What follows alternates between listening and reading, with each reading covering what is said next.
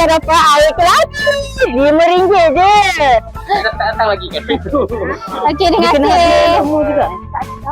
So kita dah dapat dah beli kuih. So totalnya RM29. So ada lebih RM1 tak apalah kan. Okay, let's go. Kita makan.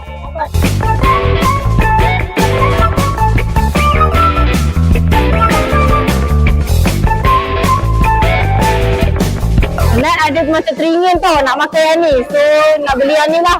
Baki dia tinggal RM1. Okay guys? So jom kita makan.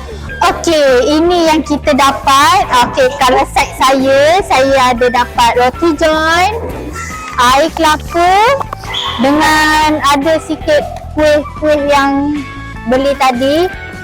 So, next.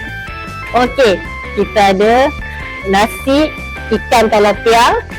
Lepas tu ada air kelabi. Lepas tu ada kek lele. Lelenya. Lepas tu kita ada nasi tomato dengan ayam masak merah. Gitu. Okey korang, kita dah nak berbuka. So korang, terima kasih yang tonton. Jangan lupa follow, like, comment and share untuk konten seterusnya. Jom buka.